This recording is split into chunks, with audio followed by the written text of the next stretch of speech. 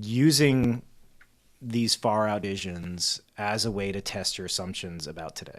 In this episode, I chat with my longtime friend and collaborator, Nick Scappaticci, founder of Big Dreams Studio. We explore experiential prototypes, necessary disruptors, and how companies can eliminate doubt and inspire innovation. Welcome to Beyond Innovation, a series that breaks down the mystique, explores what works, what doesn't, and what innovation really means with experts who live it every day. Welcome, everybody, to another episode of Beyond Innovation. Today I have a really exciting guest, which is a very longtime friend, longtime collaborator, founder of a company called Big Dreams.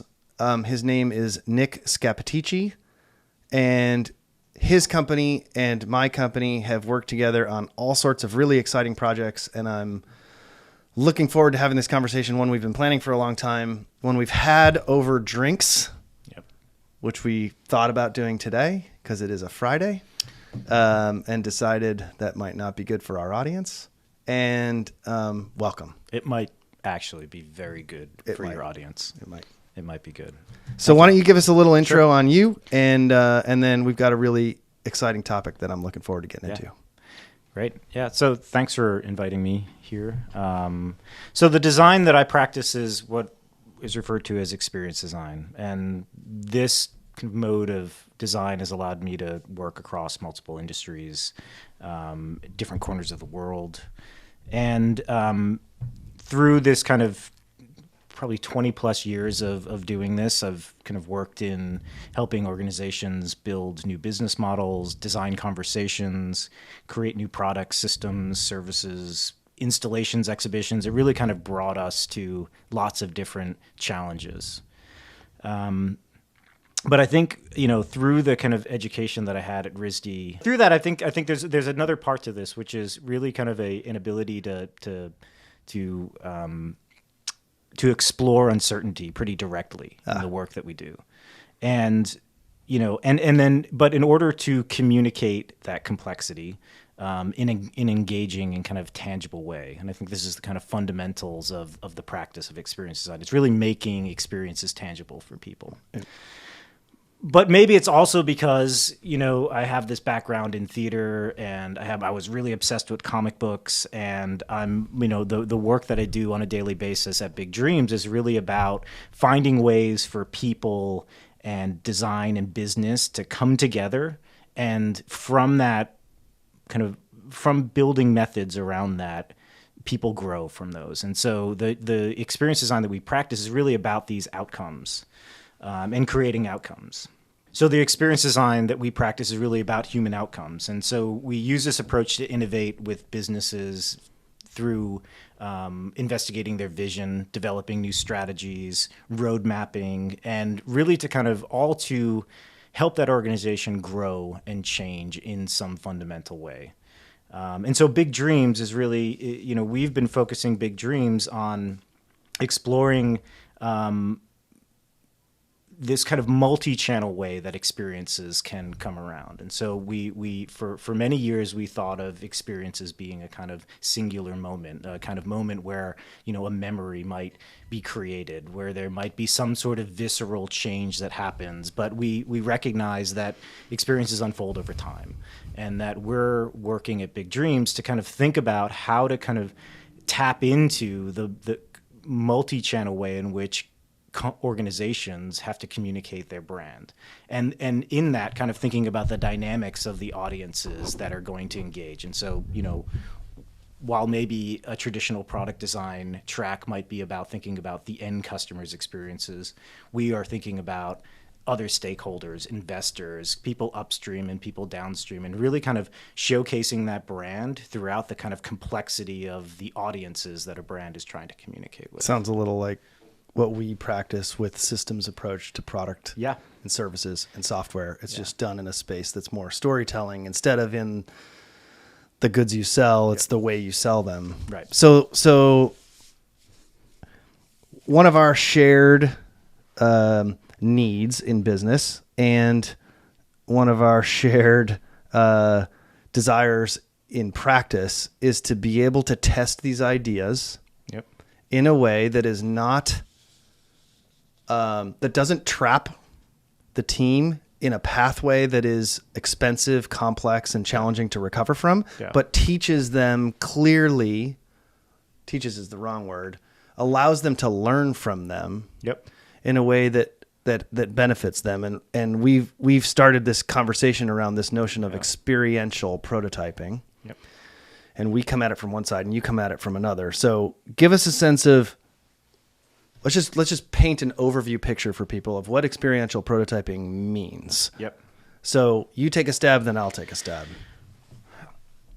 Well, when we think about what experiential prototyping means, we really think about what can it do? What if you employ this practice of utilizing experiential prototyping, what might it help you move forward? What might it help you navigate inside of your organization? I think we've employed it in a couple different ways. And I would say that sometimes it's about navigating a complex ecosystem with a core story. How do we kind of take a singular story and deploy it within a number of different kinds of dynamic relationships? Maybe it's a relationship about trying to take some new system improvement or a new product development or maybe some groundbreaking new thinking in the way that you're approaching. And how do you allow people to experience and engage with that value proposition? And sometimes you're using experiential prototyping to learn a bit more about how an organization might better serve people.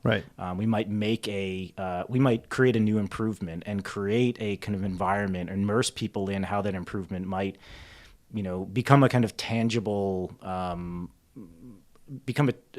tangible system that they might utilize in a new practice. And so we would create that environment and create that moment where that value is exchanged. What is that? We sometimes call that moment the eye of the duck. What is that one spot in the arc of an experience someone has that is the most meaningful, that without that one piece, it wouldn't be communicative. It wouldn't actually, you wouldn't be able to kind of turn people into a, turn their, I guess,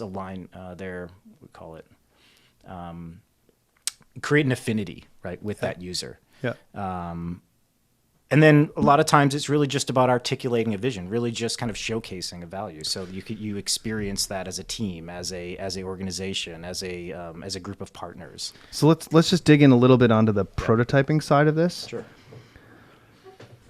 Because the challenge that we all have as we try to grapple with big change, big ideas, pushing the boundaries on the innovation side, is that comes with a price tag. And it comes with a calendar that is daunting for a lot of companies to go tackle. And the risks that then go with that mean they become more hesitant to try to take those steps. So the prototyping piece of this then becomes a really valuable tool because you're not having to take that giant leap without testing. So let's just... Yeah. I mean, because the prototyping is really, again, it's really about what's the value that you need to understand with a prototype, right? What kind of experiment can we create, right, that this prototype sits inside of that will allow us to derive some insight, right? And that insight becomes a way for us to maybe future-proof an idea. It may be able to help us learn. And if we can build these things right, they can, and we're talking about road mapping a product line, and we build our prototypes and we design our experiments correctly, we can create a kind of successive set of experiments that allow this continuous learning over time. And so we try to look at experiential prototyping as an iterative process. It's never just, it's most of the time in the work of storytelling and work of kind of communicating value propositions, which is what we do. Stories are these light things that happen over a period of time, and stories evolve, right? So like once you create a story, it creates an impression, and once that impression is created, you have to tell another story and another story and another story. So they happen in succession. So we try to develop a practice with an organization that allows us to continue to test assumptions, and that those assumptions derive some insight, and that insight informs the next iterations of those stories. Can you give us an example of who you'd be testing this with? So if we create an imaginary scenario that says, okay, we've got an executive management team that's striving toward a new strategic direction for an organization, and you're going to sort of take them on this journey. Who are you creating? Who within that are you creating those experiments for? Yeah. And then how or what outcomes are you looking to garner from testing those ideas? Yeah. I mean, like I said, this is a process, right? So the first step is usually creating an experiential prototyping for that C-suite, the kind of working group around an idea. So you start that locally. Yeah, to collectively. First of all, you have to make sure they're collectively imagining the same idea, right? And that's hard. That's a hard thing because when you're the ideas that we work on are ideas that typically require a kind of cross kind of organization collaboration. Right. So it's not just a product track. It's product plus marketing plus kind of operations and all of maybe the other facets of the research and all of these other aspects. And so the ideas that we're helping to create are ideas that are moving the whole company forward. And in that, they take the whole company to move them forward. And so it's typically the first time that everyone has seen and has informed the same narrative around the same idea. And just that test takes time. Mm-hmm. Aligning all of the best intentions and the intended outcomes of any one of these facets of the organization and aligning that to create the right value, but also considering that there's a trajectory of this organization, and does this new vision, does this collectively imagined vision actually track you towards this North Star of your organization? And so just that exercise is typically the first stage. And then do you eventually take that out of that little group and put it somewhere else? So then it becomes, okay, what's that next reveal? So we have to move from testing these ideas internally, aligning internally, to then testing the demand of that vision with an external audience. And in many cases, it's the customer or the customer's customer, because sometimes they're working. Typically, a lot of this work, I think some of the most powerful work we've done is really within the kind of B2B space. It's really helping organizations understand the value that they deliver to another organization and the impact of that value on their customers. Yeah, I think that's an interesting point of distinction for this, because I think the B2B space is new or newer to the value of customer experience, the value of storytelling as a part of their business practice, because so often it's been about the technology or it's been about the longstanding relationship. And the competitive landscape has changed so dramatically in the B2B space that now they're having to treat this more like a D2C business or a traditional retail business. And we find the same challenges in those spaces. Yeah, and I think that the clients that we're working with are these industry disruptors, people who have a vision for a new a new system that will fundamentally change the way in which an industry might operate. And in that, you start your next kind of layer of external audiences you may not even get to the customer yet, because really we're talking about government and policymakers and regulatory. We're talking about partnerships that have to be forged. You're creating a new innovation, you have to create an ecosystem around that innovation. And some of those, and you need these partnerships. To secure those partnerships, you have to make sure that there's a value proposition, not just internally within your departments, but also externally. Sure. And so we can use stories, we can use this form of creating these experiential prototypes as a way to collectively immerse these other audiences in those ideas, actually engage with those ideas directly. manipulate, change, kind of see the value. Actually, and if we're doing it correctly, everyone feels like they're co-creating this newer version, yet another version of it. But really, it's an evolution of a story that we've seeded and started to create a narrative, a longer term narrative of a roadmap of a product that maps to ultimately a North Star that they're going for. So do you feel like if you're thinking about where these are best used, is that use case in your world really about changing a narrative from within a large organization where you're trying to make a big step, or do you use those also where you're making incremental steps within an organization? Whether they're large or small doesn't actually matter. I mean, I think they're both. I mean, I think we're working at both levels. We know that ultimately the progress that can be made in these large organizations are ones that take on just a little bit at a time and kind of charting a North Star is one thing, right? Seeing something that's 10, 20 years out that you feel like illustrates the ambition of where you want to go is getting everyone to agree that that's a spot in the universe is already a challenge. But then how do you get there?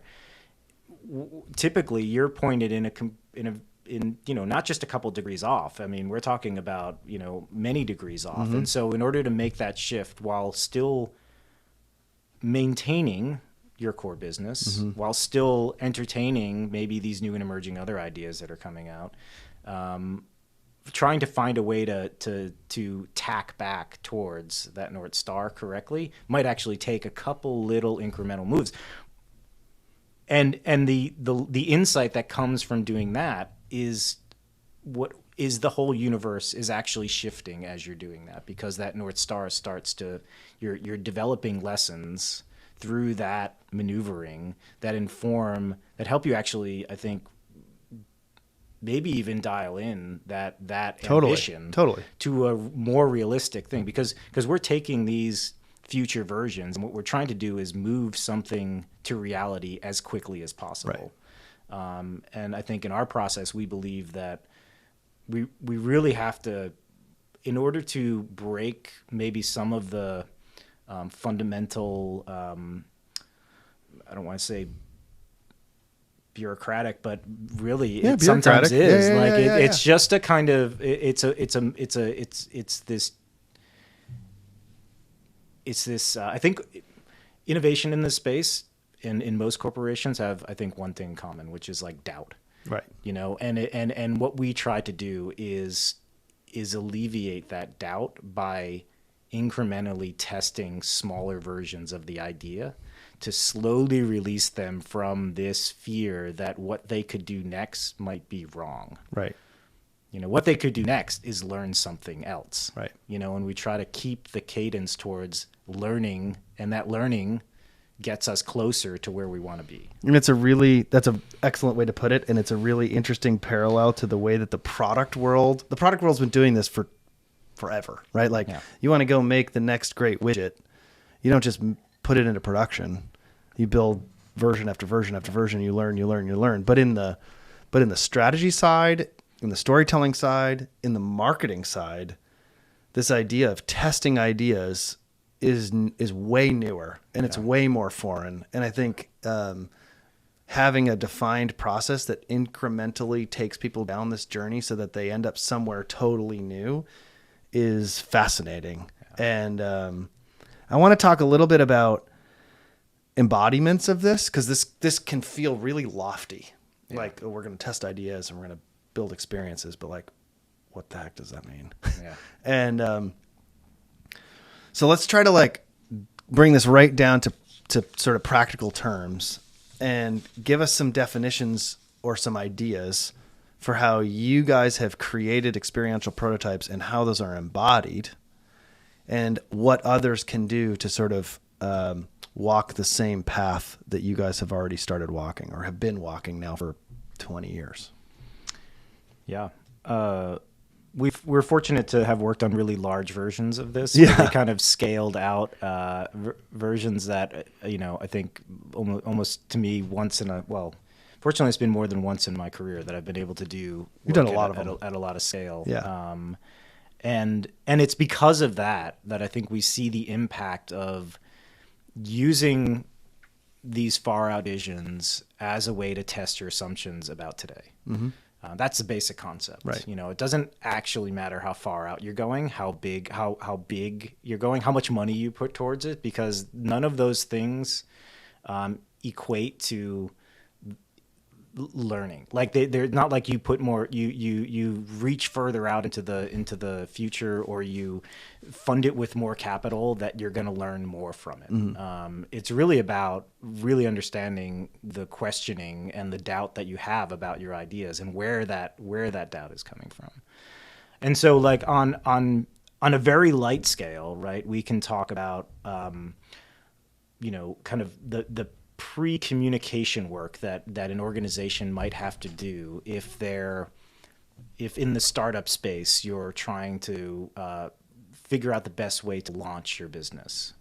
Before you're ready to hire a communications group, before you're ready to get into PR, you have to test the way in which your story lands. And I think, most startups are going through their pitches and they've got their investors, but your investor conversation and the conversation you'll have with the public and the stakeholders, and the aligning the ecosystem that you have to build around you, is a very different conversation. Yeah. And because we're working in a space that, today is really around, kind of individuals and trailblazers in the kind of that are working for the planet, there's a complicated culture around the industries that are launching in a space like that. And so that the impact of that culture on how you tell your story is something that you can test. Right. You can test that in small ways, like going through an exercise that maybe about imagining the headlines in the publications that you believe are the kinds of publications that might tell your story, and using that to design a conversation you might have with a potential partner. Sure. And we can create that environment around that, the condition around that exercise, so that it becomes a kind of reciprocal learning experience for not only what that potential partner might perceive as the value they get from partnering you, but also learning about the value that partner might give to you. Right.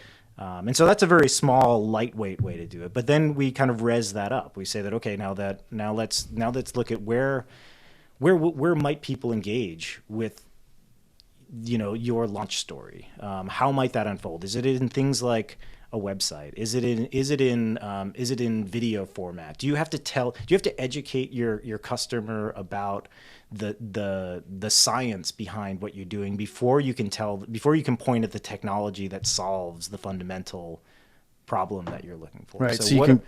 And there's no, some organizations might have to describe their technology before they describe the science behind it. And it depends on really the space and also those kind of cultural influencers, the trends and drivers, what's happening in news today. Right.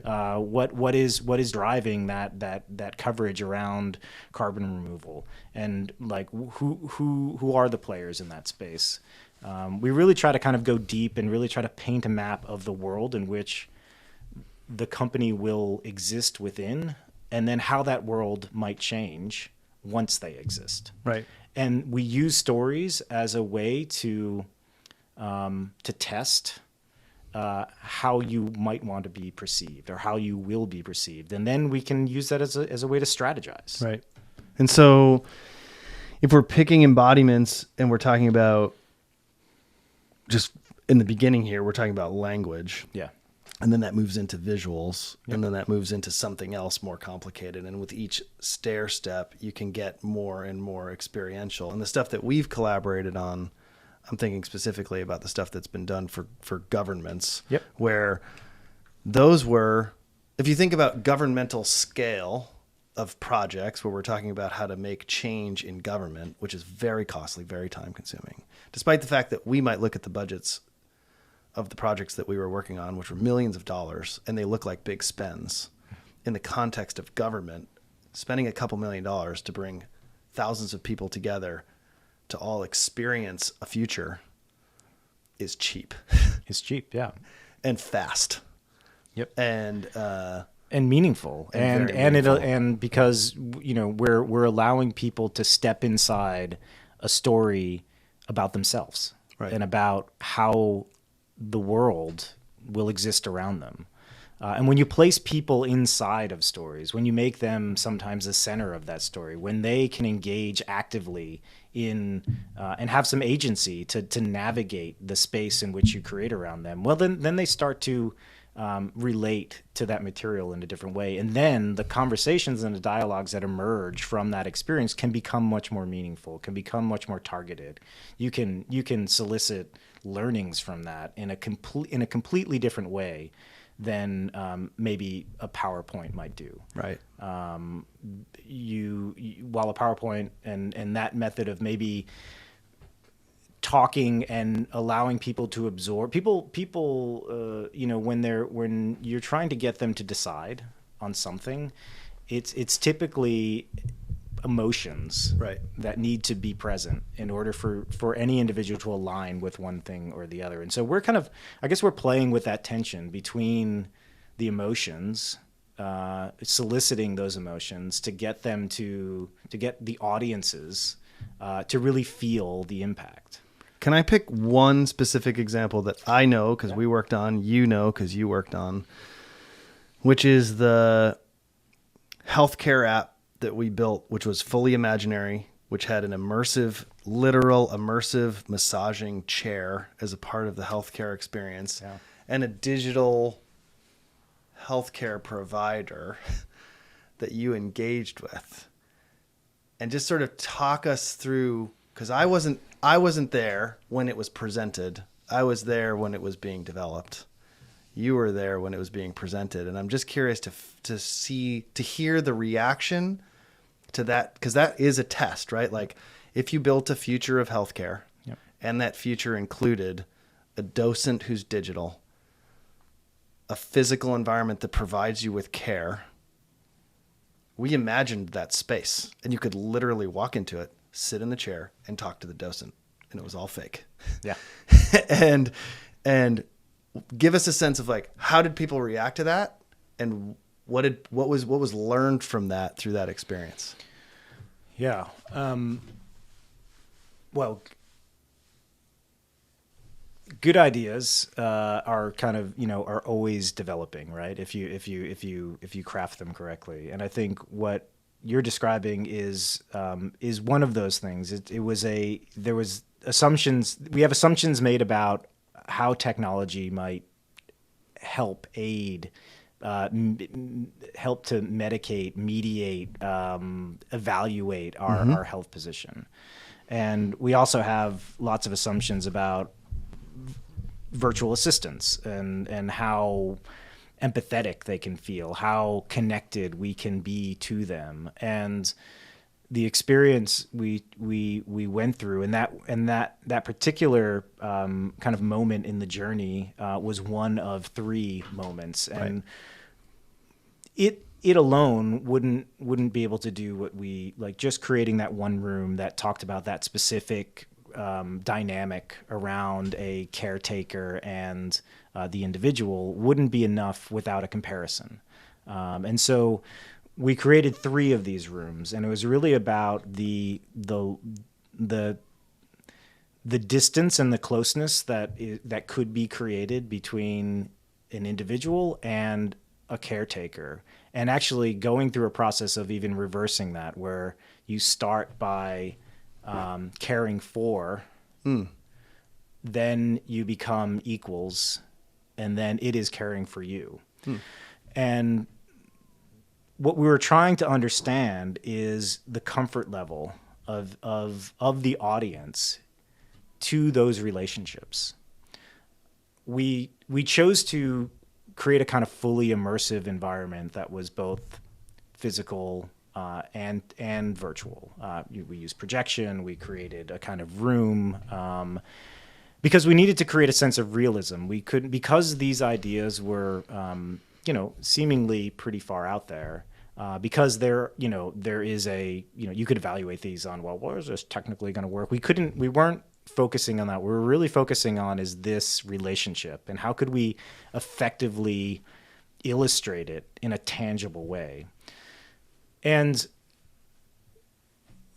this set of rooms sat in the context of a bigger thing, a bigger experiment, a larger prototype that we were producing for this event that was happening within the government. And it was an opportunity for multiple stakeholders that would engage with healthcare in lots of different ways. It wasn't just the audience who would be utilizing a service like that, right? But it's also government officials who might have to create policies around these things. And we weren't creating a prediction that this is the way technology was going to go. We were maybe it was a provocation, but it was designed to create a dialogue that could result after they experience these things. And so we I think there was we did achieve a few things we thought we needed to do. We needed these things to feel believable. We needed people to be delighted by them. We needed people to formulate an opinion about them. And we designed it and built it for that reason, so that on the exit of these experiences, that a meaningful conversation could be had around the fundamental idea of policy, right? And how we're going to tap into artificial intelligence as a way to potentially become a part of our healthcare system. And I think it's really like when you put it in those terms and you realize that if you imagine the expense of getting that wrong, and the challenges of understanding what that even means, what that idea even means, by building a tangible experience for people to go through, you ground everybody. Yeah. It's like you're all going through this together. You're all coming at it from different points of view, and you're all going to then be able to formulate a more well-informed opinion and be able to create policy as a result, which in theory should save time, money, mistakes, from happening, because you're coming at this from some point where you all got to go through this together. And you all got to like sit in that chair. Yeah. And from a product perspective, it helps to imagine where the boundaries should be. Yeah, for sure. And we collectively shared in that experience, right, which becomes the powerful denominator in innovation, is right, like this kind of this opportunity for us to engage with value at the same time and then know what to do from that point. Yes. Yeah. And I think like you've just described the bookends, right? You've got almost a workshop where you have a conversation that can live in PowerPoint, yeah, or on a poster or on a few handouts. Yeah. And then the other extreme is put people in a room, make them believe that they're going through something, and then lift the curtain and say, okay, you just experienced this. Now let's talk about what that means for your future and the way that you design policy, or the way that you design product or strategy, or whatever it is. Right. And somewhere in the middle is something like a really well-crafted video.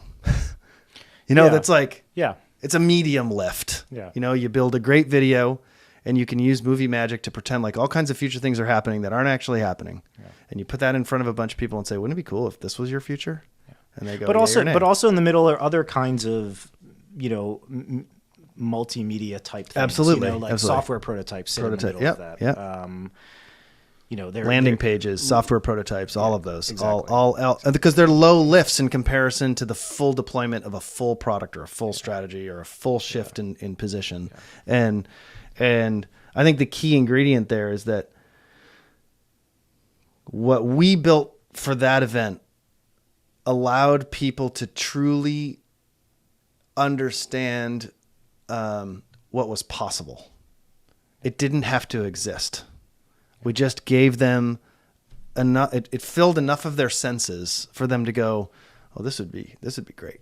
I would like this." Or, "I hate this. Yeah. I don't want this. I don't want to talk to a computer when I'm sick." Yeah. or whatever they decided coming out of that. And that felt that giving people that ability to really be immersed in that is kind of where all of this leads. Yeah. And immersion's got varying degrees of intensity. I would say the other thing about that is that in order to produce ideas that are fully connected, that are fully immersive, that are that have these that the goal is to derive a number of insights that are going to inform lots of corners of, in that case, the government. The process to create those things requires all of those individuals to be a part of the development of it. And so the dialogue that you have to create in order to generate ideas at that scale is already a valuable kind of journey that a, functionally is maybe a kind of fragmented organization. And so I think one of the powerful things about experience design and the work that we do is its ability to align an organization internally towards things. Yeah.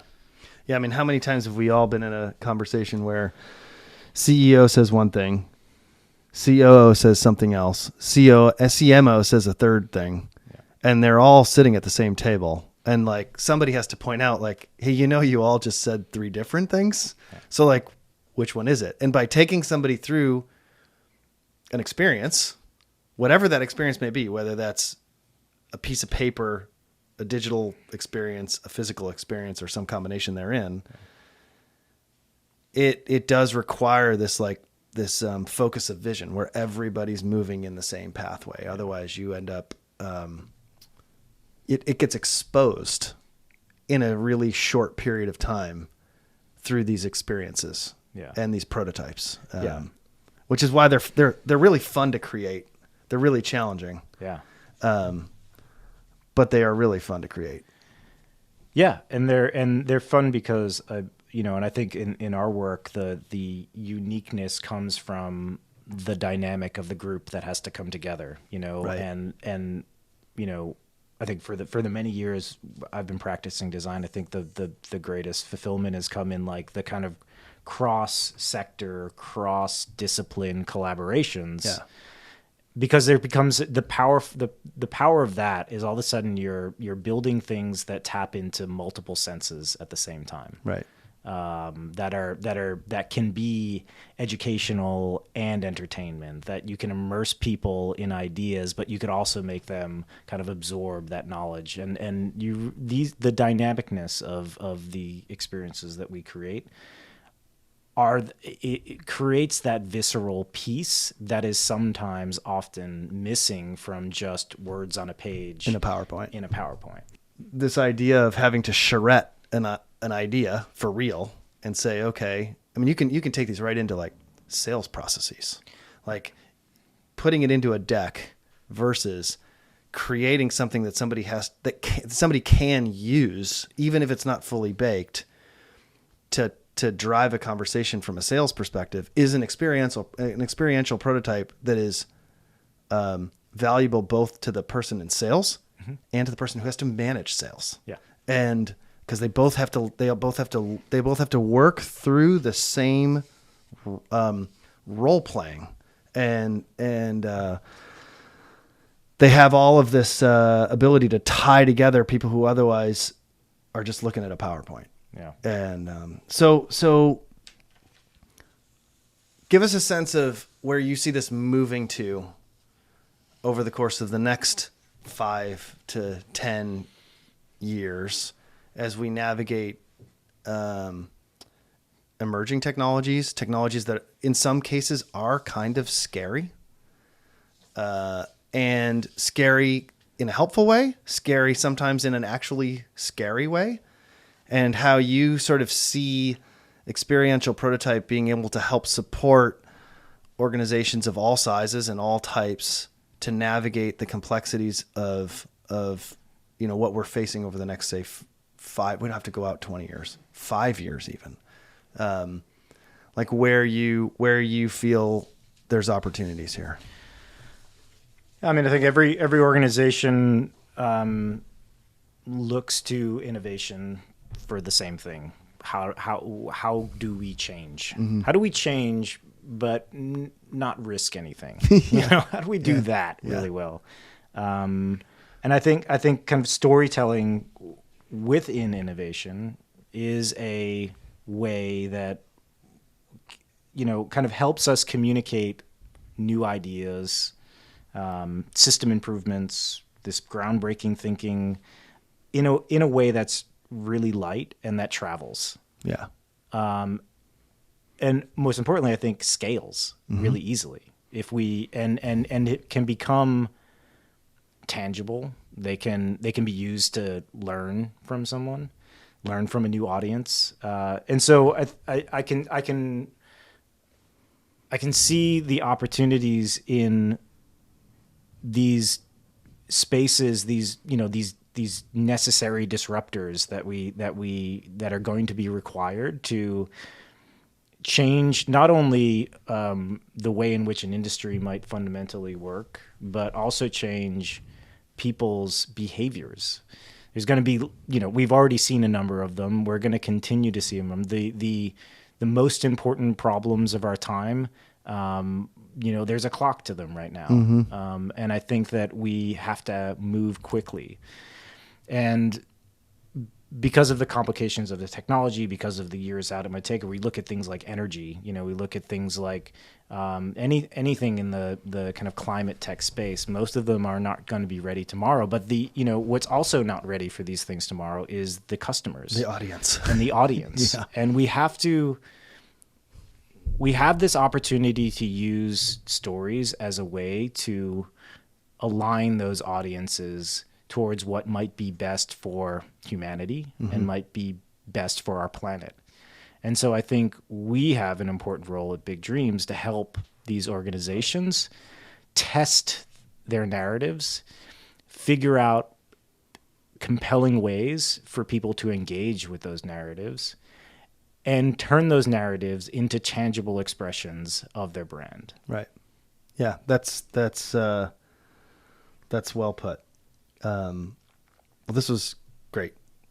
I'm glad we were able to finally pull all this together after pulling all of our hair out. I got a little more than you. You do have more than me. So I'm a little less frustrated. Yeah. But I appreciate you able to come over and have this conversation. And I hope that everybody who listens takes some of this to heart, because this is the way that you move big ideas forward, is you build these prototypes in a manageable way that allows people to understand them without needing to build the whole thing. Yeah. And I appreciate you taking the time to come on. Great. All right. Thanks. Thank you.